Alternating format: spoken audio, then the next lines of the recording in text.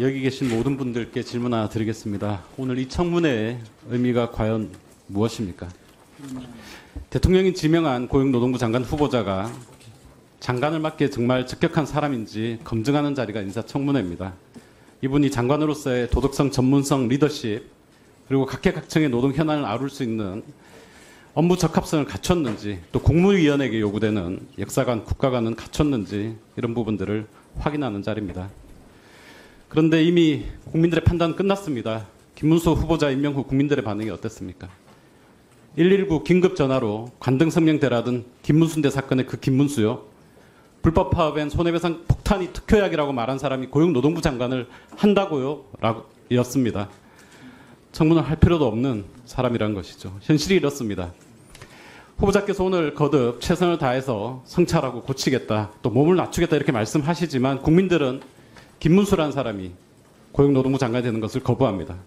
국민들에게는 김문수는 그저 막말하던 사람, 극우 유튜버, 태극기 부대, 뉴라이트, 반노동, 그리고 성인지 감수성 제로의 성차별주의자입니다. 이런 사람에게 어떻게 대한민국의 노동 문제, 저출생 문제, 일터에서의 성평등 문제 총괄을 맡길 수 있겠습니까? 윤석열 대통령의 인사 참사가 이번 청문회에도 이어지는 것이 아닌가 하는 우려가 큽니다. 대통령은 취임 2년 3개월 만에 인사청문회 대상 공직자 61명 중 42.6%인 무려 26명을 국회 인사청문 보고서 채택 없이 임명했습니다. 국회가 동의를 하든 말든 이번에도 김문수 후보자 임명하려는 거 아니겠습니까? 보통의 임명권자라면 애초부터 추천하지 않았을 겁니다. 그리고 보통의 후보자라면 거절하거나 이미 사퇴했을 겁니다. 대통령 주변에 인재가 이렇게 없다. 더 나아가 대통령실의 인사검증 시스템에 문제가 있다는 증거가 바로 여기 앉아 계신 김문수 후보자입니다. PPT를 한번 보시겠습니다. 다른 나라는 어떻겠습니까? 자, 미국은 철저하게 검증하는 시스템입니다. 백악관 인사국, FBI, 국세청, 공직자윤리국 등 5개 부처가 통상 3개월 이상 200여 개 항목에 대해 후보자의 배경과 과거, 문제를 사사치 검증하고 찾아냅니다. 보시는 것처럼 알코올 남용, 마약 사용, 의료 등의 기록도 있습니다. 제가 그냥 의료 기록 자료 달라고 말씀드린 게 아닙니다. 또 의회가 백악관이 가진 인사검증 자료를 요구하면 반드시 제출해야 됩니다. 부실 검증을 제도적으로 막는 거죠. 이런 검증을 통해 자격이 안 된 사람 탈락하고 많은 문제가 제기되는 후보는 양심적으로 사퇴하고 그 자리에 가장 적합한 사람이 임명되는 시스템입니다. 반면 우리는 어떻습니까? 대통령실이 검증을 주도하면서 대통령의 의중만 반영되는 하향식 인사 시스템입니다. 언론이 검증이 잘못됐다고 문제를 제기해도 대통령실은 다 고려해서 판단했다는 앵무새 같은 답변만 내놓습니다. 국회가 이 사람은 아니라고 판단해도 그냥 임명하는 무대뽀식 인사, 눈 가리고 아웅식 인사입니다. 청문회에 임하는 의원 입장에서 정말 심각한 회의감이 듭니다. 윤석열 대통령의 김문수 후보자 지명에 대해 저는 일부 여당 의원님들조차 반대한다라는 얘기를 들은 바 있습니다.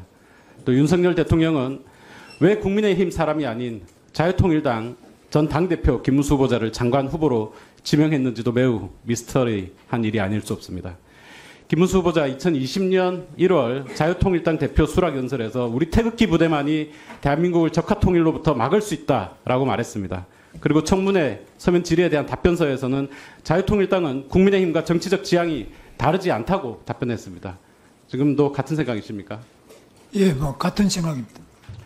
자유통일당의 정강 정책 한번 보시겠습니다. 김정은 노동당 정권을 신속히 해체시키고 북한 동포를 구출한다. 반주사파법 제정하여 주사파 세력들과 그들이 만든 주사파 촛불 문화를 척결하고 정교조와 민노총을 해산한다. 상속세와 부유세를 폐지한다입니다. 후보자, 민노총 정교조 여전히 해산해야 한다고 생각하고 있습니까? 해산을 하는 것은 어렵기도 하고 또 저 합법적인 노조에 대해서는 헌법과 노동법의 보호를 받는다고 생각합니다. 예, 당대표 시절하고는 생각이 좀 달라졌다라는 말씀이시네요. 자, 국민의힘 당원분들께서 과연 후보자가 얘기하신 것처럼 자유통일당과 국민의힘과 정치적 지향이 같다라는 생각에 동의하실지 정말 의문입니다. 또 궁금한 게 있습니다. 지금 김문수 후보자 정치적 지향이 국민의힘에 가깝습니까? 아니면 자유통일당에 가깝습니까? 자유통일당은 해산되고 없습니다. 네, 해산됐는데 당시의 정강 정책이 홈페이지에 남아있죠.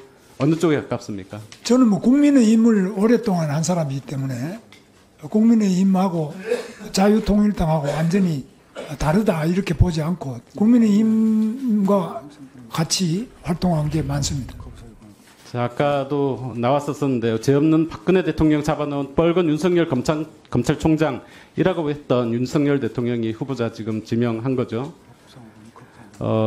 윤석열 대통령이 후보자를 장관 후보로 지명한 이유가 뭐라고 생각하시죠?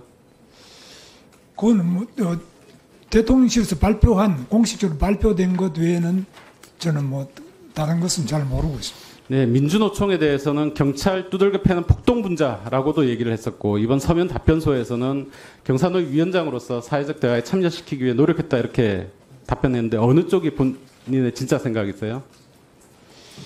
뭐 저는 나름대로 사회적 대화를 위해서 노력을 했다고 생각합니다.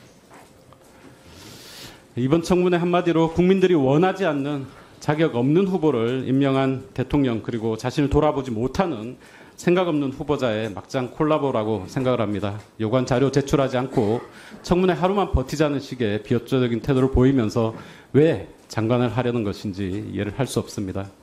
국민들이 과연 이런 막말 색깔론자가 장관이 되는 거 보기를 원하실까요?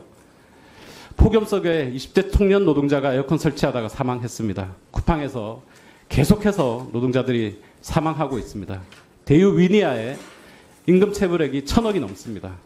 한국 옵티칼 7조 원이 넘는 매출을 올리고도 11명 고용 안 하겠다고 합니다. 아리스텔 원인이 뭔지, 관련자 누군지, 유가족 해법은 뭔지, 재발 방지 대책은 무엇인지 아직도 오리무중입니다.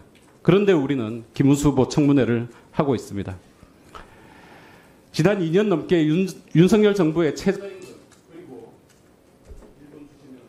네, 1분 내에 마무리해 주십시오. 지난 2년 넘게 윤석열 정부가 책정한 최저임금 그리고 공무원 임금 인상률로 인해서 실질임금이 물가 상승률도 따라가지 못해서 실질임금이 하락했다는 사실도 모르는 후보자를 저희가 지금 청문회하고 있습니다. 극우 태극기 부대 뉴라이트 심지어 반노동의 대명사인 후보자를 노동부 장관 후보로 인사청문회 하는 것은 정말 시간 낭비고 국력 낭비입니다.